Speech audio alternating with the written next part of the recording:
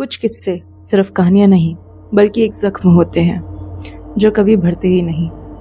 हमारी आज की कहानी भी कुछ इसी तरह है, एक जख्म जो कभी भर ही नहीं पाया और उसके चलते न जाने कितने लोगों ने कुछ ऐसा देख लिया जो वो जिंदगी भर ना भूल पाए। नमस्कार दोस्तों, स्वागत है आप सभी का मेरे चैनल कहानी विद सोडा में। मैं इस चैनल के माध्यम से आप सभी तक लेकर आऊंगी कुछ ऐसी सच्ची डरावनी घटनाएं जिन्हें सुनकर आप सोचने पर मजबूर हो जाएंगे कि क्या भूत सच में होते हैं। तो आइए शुरू करते हैं। आज की ये कहानी हमें हमारे सब्सक्राइबर आनंद ने भेजी है। अब आगे की कहानी मैं आपको आनंद के पॉइंट ऑफ व्यू से ही सुनाऊंगी। ये बात है 2006 की। मैं तब पैदा ही हुआ था और मेरे पापा एक फॉरेन कंपनी के लिए अकाउंटिंग का काम करते थे, इसीलिए उनके जो वर्किंग आवर्स थे वो काफ़ी ऑड थे। मतलब ज़्यादातर उनकी नाइट शिफ्ट ही हुआ करती थी। एक दिन वो रात को सादर बाज़ार और कैंटोनमेंट के एरिया से वापस घर आ रहे थे। जो लोग दिल्ली से हैं उन्हें उस एरिया के बारे में पता ही होगा। वो दिल्ली का one of the most haunted locations में से एक है। जब मेरे पापा उस एरिया से आ रहे थे तब वो एरिया एकदम सुनसान था। फिर अचानक उनको अपनी साइड की खिड़की से एक साया दिखा, सफ़ेद कपड़ों में सड़क के किनारे खड़ा हुआ। पापा ने ना गाड़ी रोकी और ना ही उस तरफ देखा। वैसे तो पापा हमारी फैमिली के सबसे बहादुर इंसान हैं, लेकिन उस रात उन्हें भी ये मालूम था कि अगर उन्होंने गाड़ी रोकी या उस साये से नजरें मिलाई तो शायद वो वापस कभी घर ना जा पाए। पापा ने बस कस के स्टीयरिंग पकड़ा और गाड़ी वहाँ से चलाते गए। जैसे ही वो सड़क खत्म हुई वो साया भी वहाँ से गायब हो गया। ये दूसरी कहानी मेरी बुआ के साथ हुई है। मेरी बुआ उन दोनों प्रेग्नेंट थी और वो अपने ससुराल शिफ्ट हो गई थी। कुछ समय बाद जब उनका बच्चा हुआ और वो बच्चा थोड़ा बड़ा हुआ तब बुआ ने अपना ऑफिस भी रीजॉइन कर लिया। एक दिन बुआ को काफ़ी लेट हो गया ऑफिस आने में। वो लगभग 12 साढ़े 12 बजे तक घर पर आई और थक हार कर अपने कमरे में जाकर सो गई और उनका बच्चा जो था वो अपनी दादी यानी मेरी बुआ की मदर इन लॉ के पास ही सो रहा था। फिर करीब 2 घंटे बाद मेरी बुआ की अचानक नींद खुली। एसी चलने के बावजूद भी मेरी बुआ पसीने में लथपथ थी।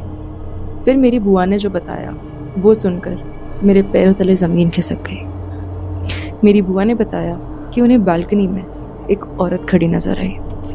उस औरत के हाथ में एक छोटा बच्चा था और कुछ ही पल बाद वो औरत उस बालकनी से कूद गई। मेरी बुआ की चीख सुनकर जब उनकी सास उस कमरे में आई तब उनको उस बिल्डिंग का काला सच पता चला। काफ़ी साल पहले वहाँ एक फैमिली रहा करती थी। उस फैमिली में जो वाइफ थी उसने नया नया एक बच्चे यानी गर्ल चाइल्ड को जन्म दिया था। तो उसके घर वाले और उसका पति जो थे वो उस औरत को काफ़ी तंग करते थे, खूब मारते पीटते थे, बस एक ही कारण की वजह से कि उसने एक बेटी को जन्म दिया। अब खैर सोसाइटी काफ़ी मॉडर्न हो गई है, लेकिन आज भी कुछ ऐसे छोटे छोटे गाँव हैं जहाँ गर्ल चाइल्ड का पैदा होना एक बहुत बड़ा बोझ माना जाता है। फिर एक दिन तंग आकर उस औरत ने अपने बच्चे के साथ उस बालकनी से कूद के अपनी जान दे दी। मेरी बुआ अकेली नहीं थी जिन्हें ये मंजर दिखा। उस कॉम्प्लेक्स में जितनी भी नई माएँ यानी न्यू मदर्स आती थी उन्हें भी यही चीज़ देखने मिलती थी कि बालकनी से एक औरत अपने बच्चे को लेकर रात के अंधेरे में कहीं कूद जाती है। उस एरिया के लोग आज भी कहते हैं कि रात को उन्हें रोने की आवाज़ें सुनाई देती हैं। पर क्या ये सिर्फ एक याद है या फिर वो रूह अभी भी अपना इंसाफ ढूंढ रही है।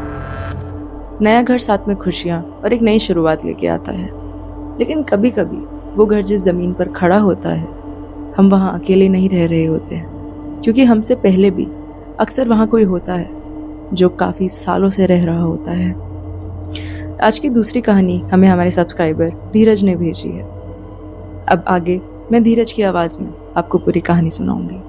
हमने एक नया घर खरीदा और उसमें शिफ्ट हुए और उसी बीच हमने एक गृह प्रवेश की पूजा भी रखी। हम जॉइंट फैमिली में रहते थे और हमारे साथ चाची भी रहती थी। और वो जो गृह प्रवेश की पूजा थी वो मेरी चाची के पापा करवा रहे थे। उनके पापा पूरे घर में गंगाजल छिड़क रहे थे। फिर पीछे एक कमरा था जो एक नीम के पेड़ को फेस करता था। जैसे ही उनके पापा वहाँ गए और वहाँ गंगाजल छिड़का, उन्होंने उस पेड़ को देखकर बोला कि इस घर में थोड़ा संभाल के रहना, क्योंकि ये पेड़ मुझे श्रापित लग रहा है और यहाँ कोई तो चीज़ है जो यहाँ से इस घर में आने की कोशिश कर रही है। तब हमने इस बात को मजाक में उड़ा दिया, लेकिन हमें क्या मालूम था कि मौत का खेल तो अब शुरू होने वाला है। एक दिन मैं रात के 1:30 बजे फीफा खेल रहा था और मेरे पापा अपना ऑफिस का काम कर रहे थे। तभी हमें छत पे किसी के चलने की आवाज़ आई।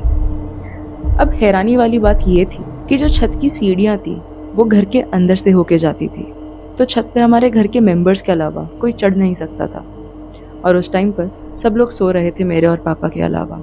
और ऐसा भी नहीं था कि कोई दूसरी छत कूद के हमारी छत पे आ गया हो, क्योंकि हमारे घर से जो बाकी घर थे उनमें काफ़ी गैप था। मैंने पापा की तरफ देखा, पापा भी डरे हुए थे। फिर पापा ने अपने कमरे से बैट लाकर मुझे इशारा किया। हम दोनों छत की ओर बढ़ने लगे। हमने जैसे ही छत का दरवाज़ा खोला, वहाँ कोई नहीं था। छत पूरी खाली थी और छत के पीछे वो नीम का पेड़ दिख रहा था। लेकिन वो नीम का पेड़ एक नॉर्मल पेड़ जैसा नहीं लग रहा था। उस पेड़ के आसपास एक अजीब ही नेगेटिविटी थी। जब हमें छत पर कोई नहीं दिखा, हम वापस नीचे आ गए और अपना अपना काम करने लगे। 10 मिनट बाद ही हमें वापस किसी के चलने की आवाज़ आई। अब मेरे पापा और मुझ में इतनी हिम्मत नहीं बची थी कि वो जो भी है उसका सामना कर सकें। हमने अपना अपना काम बंद किया और जाकर सो गए। कुछ समय बाद मेरे एग्ज़ाम्स आए और मैंने अपने दोस्तों को अपने घर पे बुलाया ग्रुप स्टडी के लिए। हम कुछ 9-10 लोग थे जो घर पर पढ़ाई कर रहे थे। उनमें से मेरा एक दोस्त था जिसने नया नया फ़ोन लिया था। उसके पास एक तिरुपति बालाजी वाला की चेन था जिसकी वो फ़ोटोज़ ले रहा था। हमारे घर में एक तुलसी का पौधा था जिस पे उसने वो की चेन रखा और फ़ोटोज़ लेने लगा। जब वो फ़ोटोज़ चेक कर रहा था तब सारी फ़ोटो सही थी, सिर्फ एक को छोड़ के। और उस एक फ़ोटो में सब कुछ काला था, कुछ नज़र नहीं आ रहा था। खाली बालाजी की आंखें चमक रही थी, एकदम लाल।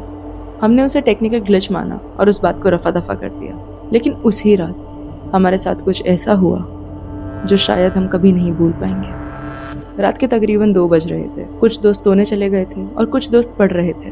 उन दोस्तों में से 2 लोग बालकनी में सो रहे थे। फिर अचानक से गली के कुत्ते मेरे घर के पास बालकनी के बाहर आके भौंकने लगे और ठीक 45 मिनट बाद उन दोनों दोस्तों की जो बालकनी में सो रहे थे उनकी नींद खुली। पसीने में भीगे हुए, डर से कांपते हुए वो दोनों एक ही चीज़ बोल रहे थे कि सपने में उन्हें एक काली परछाई दिखी जिसका कोई आकार नहीं था, वो बस एक धुएं जैसी थी। उन्होंने बताया कि बालकनी के एक कोने में वो धुआं था और वो लगातार बड़ा होता जा रहा था और फिर अचानक से वो धुआं वहाँ से गायब हो गया। उन्हें ऐसा लगा कि उनका कोई गला दबा रहा है। वो सांस नहीं ले पा रहे थे और घबराहट के मारे उनकी नींद खुल गई। उन दोनों ने सेम टाइम पर सेम ही सपना देखा था कि वो आत्मा उनका गला दबा रही है। हम उन दोनों दोस्तों को संभाल ही रहे थे कि कमरे में जो एक दोस्त पढ़ रहा था वो दीवार को एकटक घूरने लगा। हमने उसे ढेर सारी आवाज़ें दी लेकिन वो हमें सुन ही नहीं पा रहा था, जैसे मानो वो एक ट्रांस में हो। फिर जब हमने उसे झकझोरा तब जाकर वो होश में आया।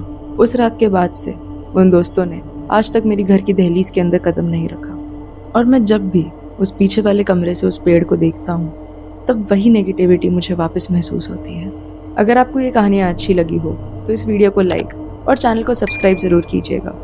और अगर आपके पास भी कुछ ऐसी डरावनी घटनाएं हैं जो आप दुनिया तक लेकर आना चाहते हैं तो नीचे डिस्क्रिप्शन में दिए गए इंस्टाग्राम आईडी या जीमेल आईडी पर आप अपनी कहानियाँ मुझे भेज सकते हैं और मैं उन्हें अपनी आवाज़ में पूरी दुनिया तक लेकर आऊँगी। अपना ध्यान रखिएगा दोस्तों, और जब कभी भी आपको लगे कि आप घर में अकेले हैं, शायद आप गलत हों।